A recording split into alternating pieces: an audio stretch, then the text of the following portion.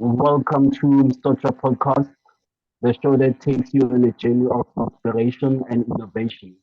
Today we have a very special guest joining us, Nonjabulo Sikhakhane, the founder and CEO of Mboma Financial Services. Nonjabulo is a trailblazer and changing the landscape of finances in Africa. So sit back, relax, and let's take a dive into the extraordinary conversation we have. I'm your host, Tapelo Giver. So, guys, don't forget to subscribe, like, comment on the Sotra Podcast. So, guys, welcome to another episode of the Sotra Podcast, where we bring the greatest minds in the business world. Today, we have an honor of hosting the incredible Nonjabulo Sikhakhane. Welcome to the show, Nonjabulo. Hi, Tapelo. Thank you so much for having me. We are thrilled to have you. So, now, before we dive into the groundbreaking work you are doing at the Mboma Financial Services. Can you please share a little bit about your journey? How did you come about to where you are today? Okay, it's going to be a quick one because I know we don't have so much time. Yeah. Nonjabulo Sikhakhane, originally from KwaZulu-Natal. Um, what my history in terms of academic history, I was a person who studied finance, and the first job I got was working at a bank, specifically ABSA Bank. And I worked in ABSA for about 7 years, moved across the different divisions within the bank, started off as a sales consultant. And that's where I actually got introduced to the problem of financial literacy or financial illiteracy in South Africa. Because normally when you're working with the general public as a sales consultant, the assumption is that people not being able to manage personal finances, you think, okay, I mean, this person is a construction worker, okay, person is a teacher, this person is a student, so yes, not managing personal finances is something of a norm, because you look at, okay, this is what they currently do, they're still young and so forth. You make those kind of assumptions. Then when I moved to private banking, got promoted to private banking, and now that I'm banking, for example, your medical doctor and their practice, the attorney and the practice. So the assumption would be that the financial literacy problem should actually be smaller, because now you're dealing with affluent clients who are well educated, and they have so much in terms of access to information, resources, and so forth. So the assumption would be that kind of a problem when it comes to personal finances should be actually less. And instead, it grew. I would have clients coming to me with requests to get loans, credit cards, and so forth. And these are individuals who are earning north of, a net of 50,000 Rand or more. So then it kind of, boggled me, like, why is this problem getting bigger and wider? Whereas now I'm dealing with people who are getting better salary on a higher salary bracket and a higher tax income bracket. So when I was studying, I'm doing my postgrad at Mill Park Business School. That's where I was tasked to actually do an assignment for entrepreneurship. One of the modules that I needed to do was a assignment about what kind of a business, identify a business opportunity, and teaching around, what it takes to become an entrepreneur. And I actually submitted this business idea as part of an assignment, and I used that opportunity to try and test stress, my business idea and what I wanted to try and actually achieve as an entrepreneur. So that's actually what gave birth to Mboma Financial Services. And, working within the banking industry actually helped me identify this problem and try to actually see how we can solution for this problem as Mboma Financial Services. So I think that's just a brief in terms of who I am and how I actually started this business. That's incredible, Nonjabulo. So, can you tell us the mission behind the Mboma Financial Services?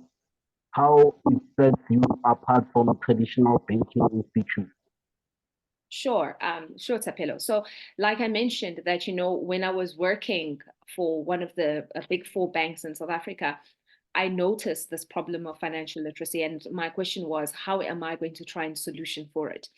And what we've done with Mboma Financial Services is that we offer a program that is, yes, accredited, firstly. Secondly, it speaks to the South African context. So normally with some of the competitors is that they would purchase material around financial literacy, maybe from the UK, the US, and they would come and actually teach individuals regarding that particular information that they've outsourced from these first world countries. However, it's a problem to try and teach people in a third world country about money and you're not coming to their level. So we have unique challenges when it comes to money here in South Africa. And I know and I understand that it's not just unique to South Africa. Every country, of course, has unique problems to them.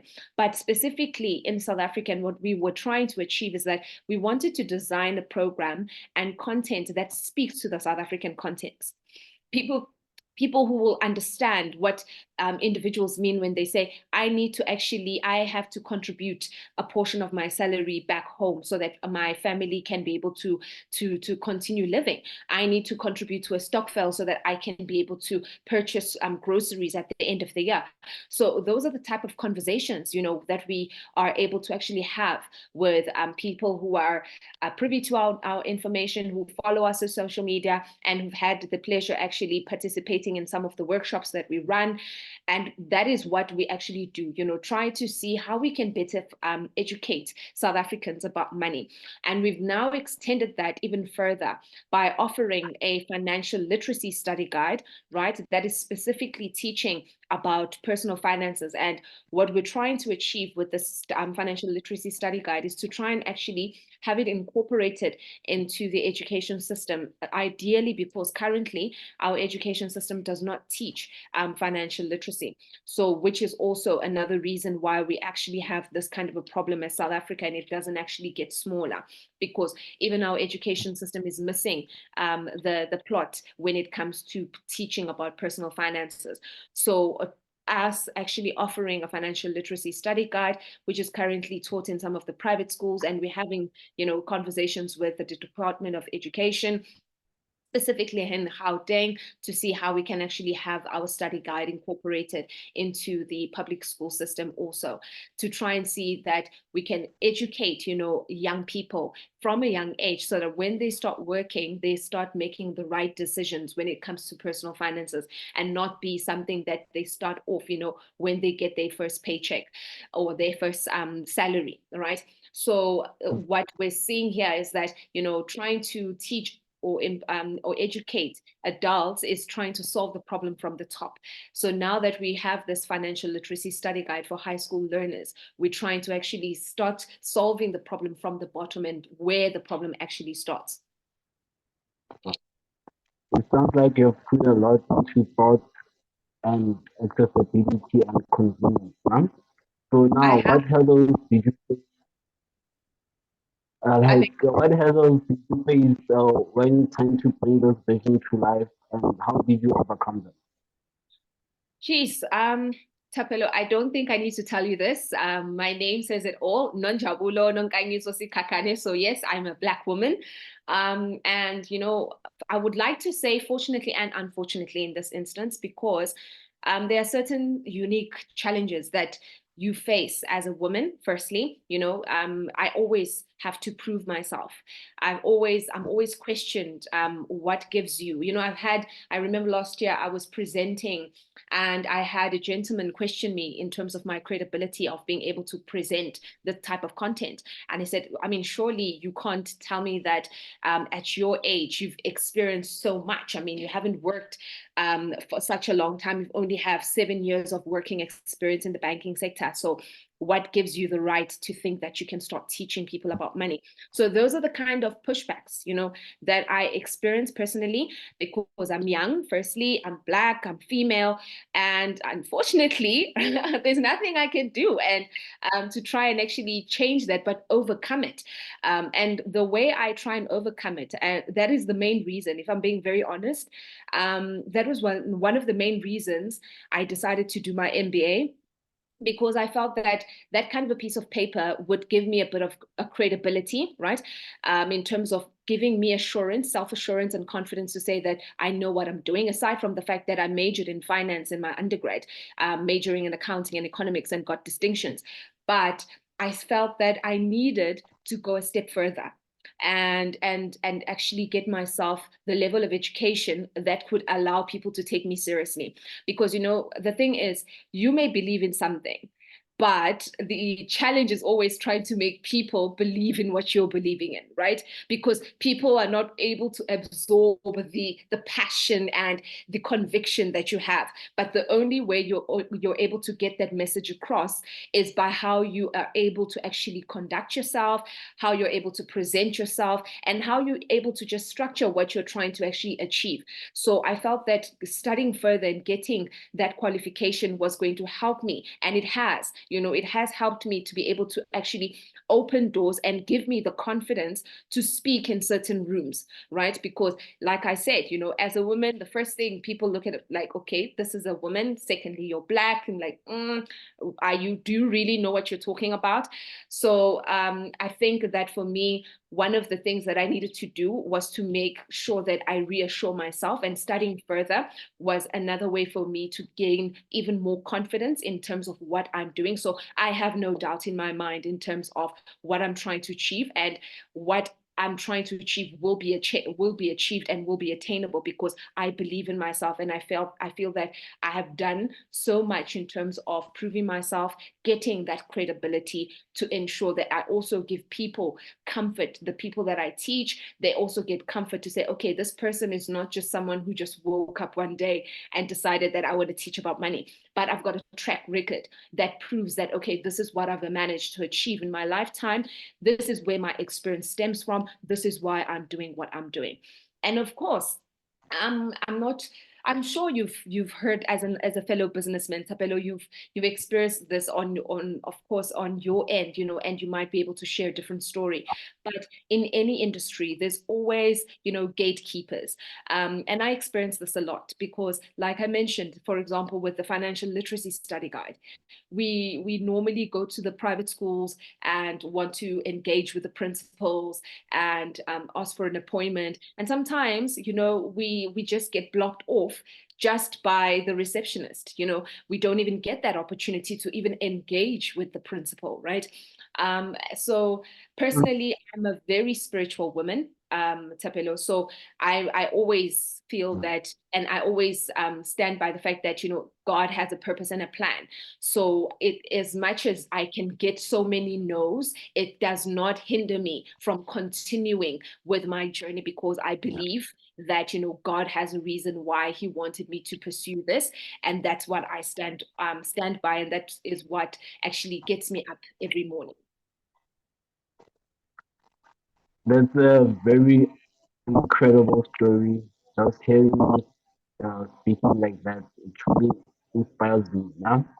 So, Nonjabulo, let me say, what advice do you have for aspiring entrepreneurs who aim to make a meaningful impact in their communities just like you?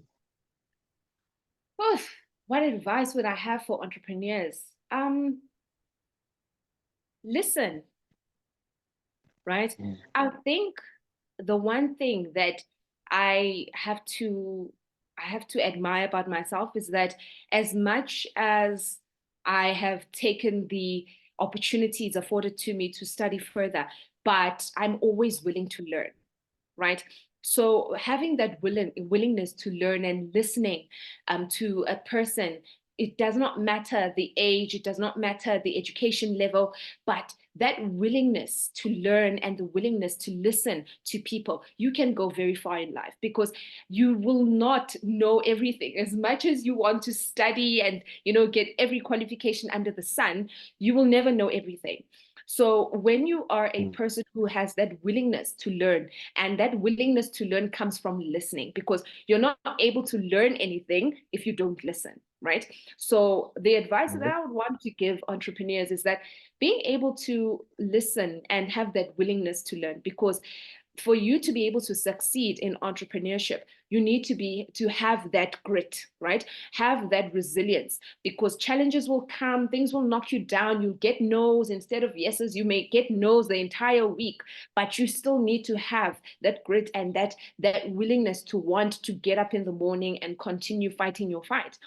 And if you're not going to be a person who's going to be willing to listen and willing to learn, then you're not going to go anywhere in life, to be truly honest, because there are so many people that you will encounter that can teach you something that you've never been able to learn from a book, or reading something, or watching something. But there's certain experience people can actually share with you, and you're only able to actually get that kind of information if you have a willingness to learn and have the ability to actively listen to people when they give you the right advice.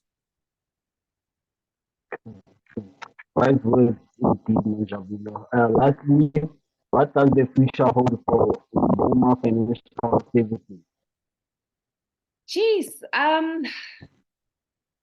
like I mentioned, my dream, to be honest, would be to have our financial literacy content being incorporated into our education system, and it not being discriminated in terms of, because currently, yes, we're offering it to private schools, and that's why we're engaging with the department to see if we can actually get it incorporated into the education system, because I don't want to have a situation where currently in South Africa, you only get access to certain information just because of the size of your pocket. So when we're able to actually get this kind of information accessible to everybody across board, doesn't matter what school you go to, right? I think that is important to me, because that's giving everybody a fair chance. Currently, if information is being accessible to certain people, that's not fair, because you're not giving everybody the same fighting chance. So that is what I'm working towards. And the team I'm working with is actually helping me to try and achieve that also. Because for me, that is my dream, to no longer see young people struggling with personal finances, making smarter decisions, and let it not be the first thing you think about buying a vehicle, just because you got your first paycheck. Let's think about investments. Let's think about saving. Let's think about property, right? So that we know that we are investing in things that are going to grow and going to allow us to achieve even more and even better, as young people. Because yes, we're the future, and unfortunately the future looks very glim and gloomy if we continue on this trajectory and path as young people. And I'm sure you've seen this with the statistics after they've done the census, that the population of South Africa is actually dominated by young people. So if we don't pull up our socks and start making right decisions and making the right choices when it comes to our personal finances, it's not just going to affect our lives individually, but it's going to start affecting and impacting the country. Because at the end of the day, 10, 20 years from now, we're going to be running the country, right, in terms of leadership and so forth. So we need to just make sure that we have the right leaders, and the right leaders are people who are able to manage their personal finances well, so that they can also make the right decisions when it comes to managing, their business finances, country's finances, and so forth. So I think that for me is one of the things that I would want to achieve, to see, financial literacy study guide from Mboma Financial Services to be part of the education system, in countrywide. That sounds incredible, Nonjabulo. We wish you all the success in your journey. Thank you for joining us today and sharing your inspiring story with our listeners. Thank you so much, Tapelo, for having me. I also wish you all the best. It is such a pleasure engaging with you. Thank you very much. That concludes another episode of Umsoto Podcast. We hope you find it supplementing and informative. Join us again next week as we bring more game changers and revolutionary ideas. Until then, always remember, innovation brings imagination. Stay tuned, stay motivated. Don't forget to subscribe, like, comment, and stay tuned, guys. Bye. Thank you, Bye. Nonjabulo. Bye bye.